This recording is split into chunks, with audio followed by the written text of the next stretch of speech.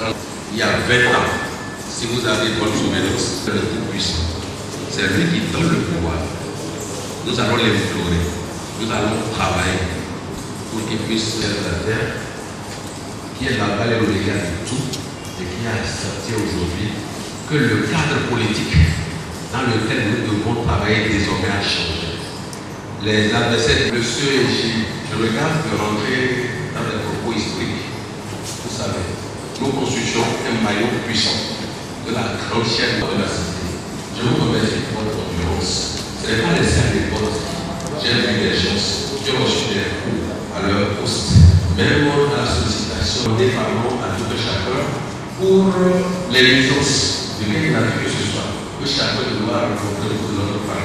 Ça nous fait de se retrouver. Et je vous remercie encore une fois d'être présent dans ces lieux. Je vous remercie. Attendez pour vous d'être avec nous. Nous leur souhaitons la bienvenue. Nous leur souhaitons la bienvenue de l'endurance, de prendre part de nous assurer dans un système vraiment très difficile.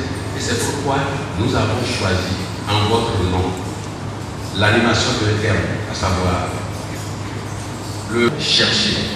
Nous avons trouvé enfin de jeter notre dévolu sur notre grand frère. Ce thème-là. Donc c'est une causerie politique et c'est un thème d'entrée. Voilà, c'est un thème d'entrée politique.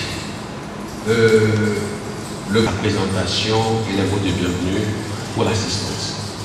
Le deuxième point, c'est le développement du thème minute pour les questions et réponses, les préoccupations des uns et des autres. Nous allons poser des questions avec 30 minutes. Nous devons vraiment applaudir notre frère, notre grand frère,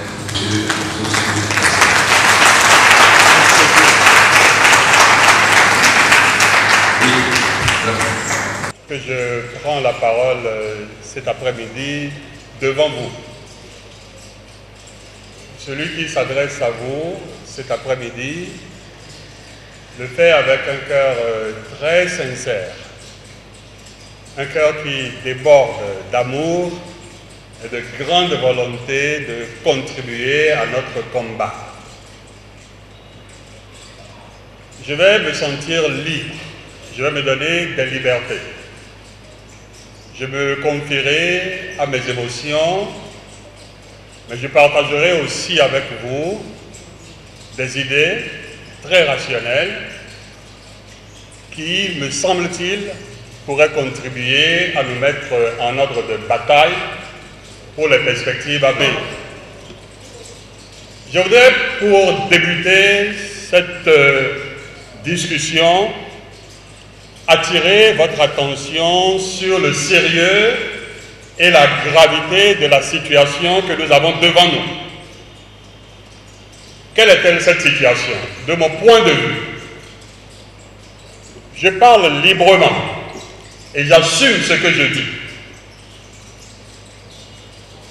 Nous avons élu en 2006 un compatriote qui, pour ces élections, est arrivé premier à Cotonou, en pays fonds et assimilé, qui, pour ces élections, est arrivé premier en pays fonds et isole, l'Atlantique, en 2006 seulement, mais qui, en 2007 déjà, aux législatives, a voulu que l'on distingue ce qu'il appelle les fonds, les autres, de nos frères qui sont de l'autre religion. Une année seulement lui a suffi pour oublier que c'est la nation entière qui l'a élu. Je pense qu'il nous a trahis. Il a trahi notre confiance, il a trahi le métier qui est le sien, qui consiste en fait à tenir ce pays debout et ensemble. Il a divisé ce pays cyniquement. Il a divisé ce pays par vice. Et il me semble que si nous sommes des personnes sincères et vraies, nous devons le sanctionner dans 9 mois, dans les mêmes proportions que nous l'avons élu il y a 4 ans.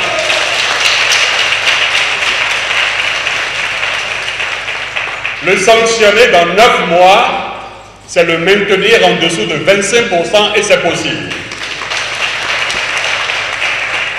Le sanctionner dans 9 mois, c'est de gagner ces élections autour de notre candidat dès le premier tour parce que c'est possible. Je vais faire de l'arithmétique simple. Et puis chacun pourrait réfléchir et faire ses dosages, et faire ses pondérations et ses analyses. Notre candidat à nous, quand le monde entier était contre lui, il a fait 25%. Mais ceux qui sont aujourd'hui avec lui sont ceux qui ont porté celui qui avait 35%, de 35% à 75%. En théorie pure, il compte 40%. Je peux me permettre de faire l'addition, 40% plus 25%, c'est au moins 60% dès le premier tour. Et je voudrais ajouter que si on veut dire ce n'est pas de l'addition, ce n'est pas que de l'arithmétique, le seul élément principal que je pense qu'il faut intégrer à la réflexion, c'est qu'il y a 5 ans, nous avions été endormis par le discours mensonger du changement et que nous sommes aujourd'hui revenus à l'état de veille. Et que cet état de choses ne peut que nous rendre encore plus forts. Chers amis, je dirai les choses de manière totale et très certainement, j'assumerai. S'il y a des coups à prendre, je les prendrai parce que je sais pourquoi je prends les coups.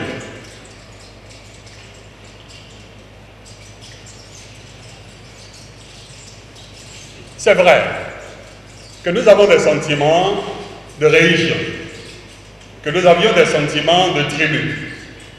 Moi je suis vous, moi je suis Fon, moi je suis Natemba, moi je suis Dendi, moi je suis Adja, moi je suis Pila Pila. Mais quand vous entrez en vous-même et que vous réfléchissez, vous vous rendrez compte qu'avant 2006, cette grosse maladie, cette tare que nous portions, était en train d'être guérie progressivement. Mais qu'en 4 années, celui que nous avons élu a provoqué une rechute brutale du mal.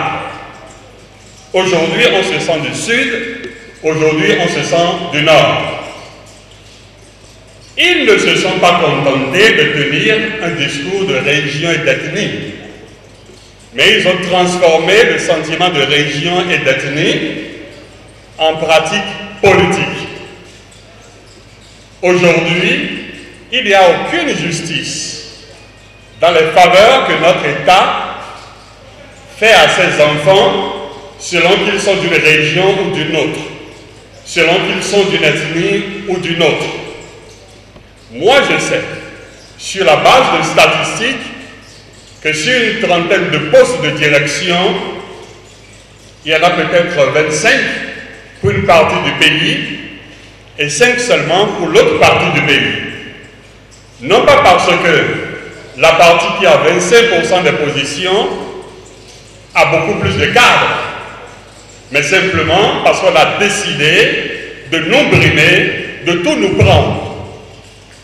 Parce que pour dire vrai, les personnes qui sont, de par leur formation, capables d'occuper les positions, sont ici 6 fois plus nombreuses que là-haut. Je pourrais dire qu'on est en train de nous brimer aujourd'hui, de brimer les cadres d'une certaine région de notre pays aujourd'hui. Et je pourrais dire que c'est un combat pour maintenant seulement. Mais dans le fond, on est en train aussi, dans les différentes promotions, que ce soit dans la vie civile ou que ce soit dans la vie militaire, on est en train de faire un complot pour que demain, dans l'armée, ce soit les enfants d'une région qui donnent le salut aux enfants d'une autre région. Non pas parce qu'ils sont moins intelligents ou moins travailleurs, mais parce qu'ils ont commis le péché de ne pas être tchabé ou bâton. Notre combat n'est pas le combat d'une revanche d'une partie du pays sur l'autre partie.